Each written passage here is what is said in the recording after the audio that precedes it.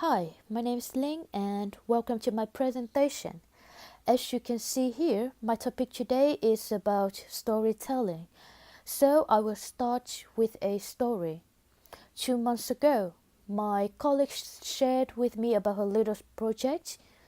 With her preschool class, in every lesson, she spent around 30 minutes to uh, t- tell them the story, and she said that the children really loved it.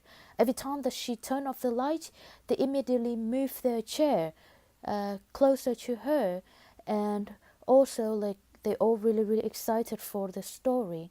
As she said that she got the feeling like her student learned English better with that.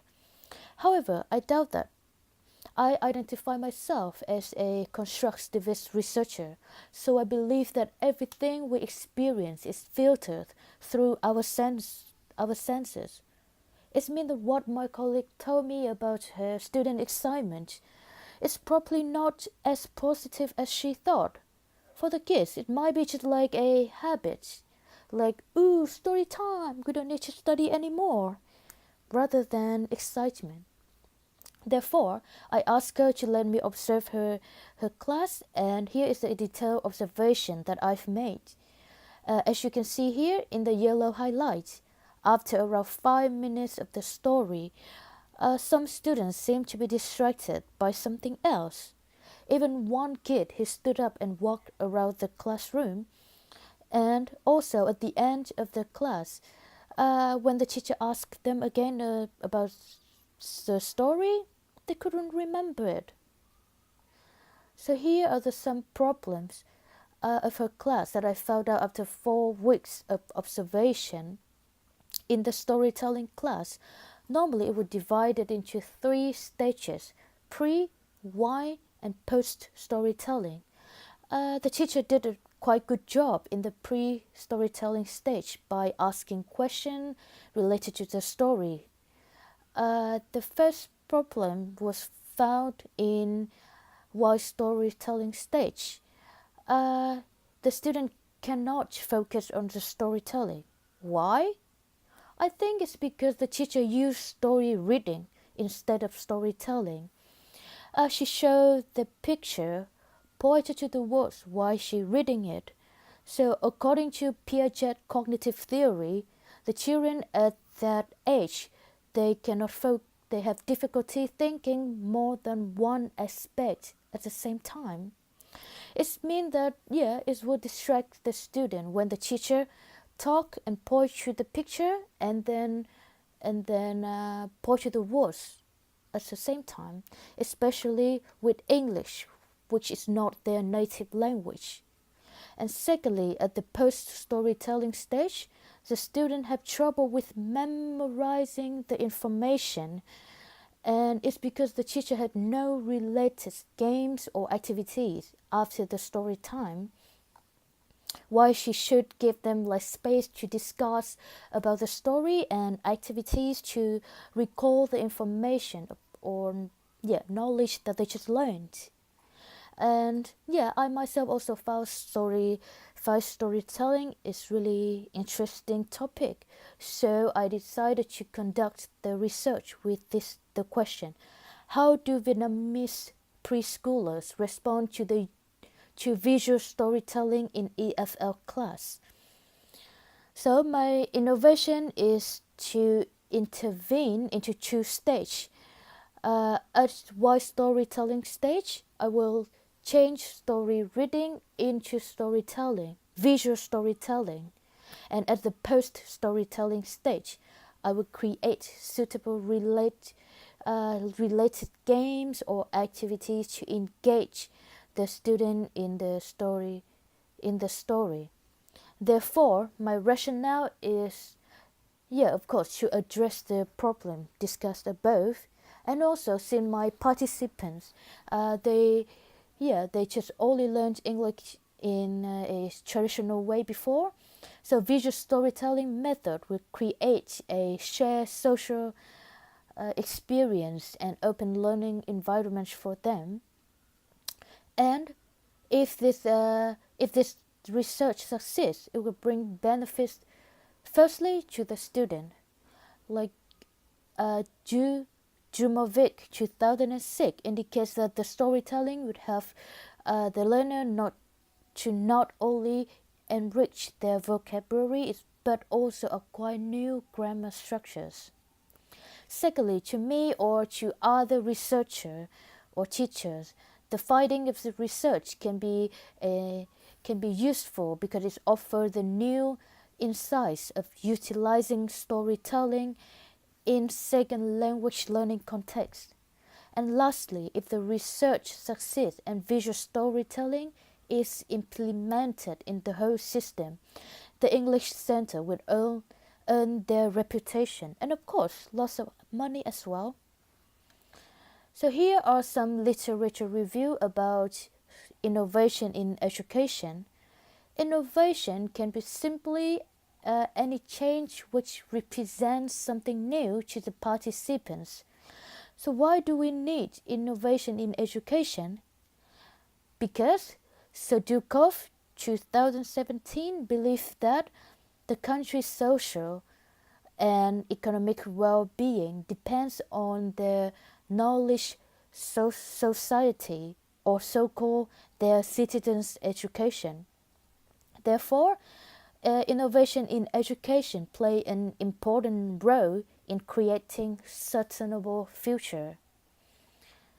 And here I will use two learning theories to address my research innovation. First, it's Piaget, cognitive learning theory.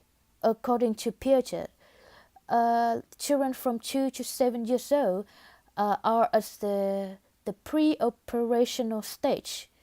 In this stage, the children believe that objects has human emotion, thoughts, and intentions. So putting the story characters into artifacts like puppets or teddy bear will attract them. That's why I decided to replace story reading by visual storytelling. On the other hand, children also love acting out ideas and emotions, so role-playing activity after the story will engage the student into the lesson, and it's easier for them to remember vocabulary and grammar structures. And secondly is constructivist theory. In 1980, Mali and Howard conducted a research and they asked children in different parts of the world. And yeah, the children, they all believed that our world is flat. Even their teacher told them that it's round. I mean, it's understandable.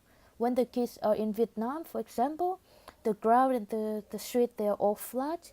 And yeah, but even when they have the chance to fly to Australia, the ground and the street, they're all the same. They're all flat. So of course they didn't believe the teacher. It means that the learner, they are not an empty jar that you can put whatever knowledge you want into them. The learner, they use their own experiences and concepts to construct the knowledge individually and collectively. That's why it's suggested that teachers should use indirect approaches, teaching method like storytelling to provide the setting or pose the challenges to encourage the student knowledge construction. Therefore, after the wise storytelling stage, I want to create more activities which provide students like an open environment to construct their own knowledge. And here is my research plan. The research will be conducted in Hanoi, Vietnam with the duration of 3 months. The participants are one teacher and 10 5-year-old students.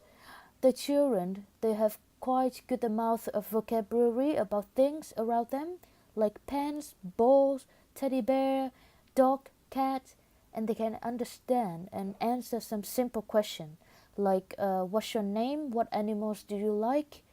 So the research is to investigate the students' responses.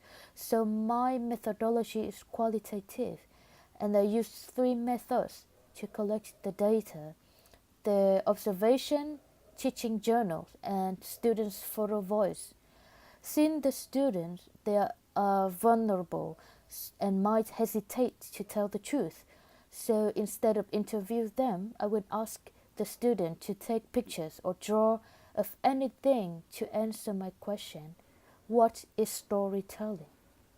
The private conversation with each student will be implemented to understand why they take those pictures.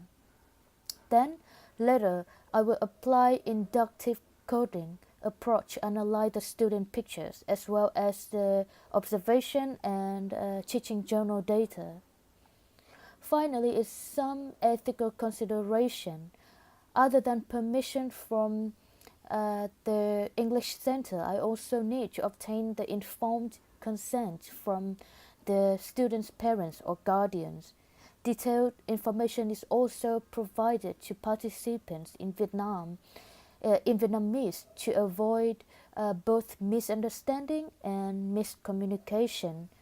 Participants' identity will be made anonymous, and the data collection will be saved in a private computer and stored in a safe office that outsider cannot reach. So that brings me to the end of my presentation. To sum up, the purpose of my research is not to prove or obtain any goals yet. I just want to have a better understanding about Vietnamese preschoolers, and if they show positive response towards visual storytelling, I will conduct a research about how to integrate visual storytelling in EFL classroom and try to measure how our learning outcomes improved through the use of visual storytelling. So once again, thank you very much for listening.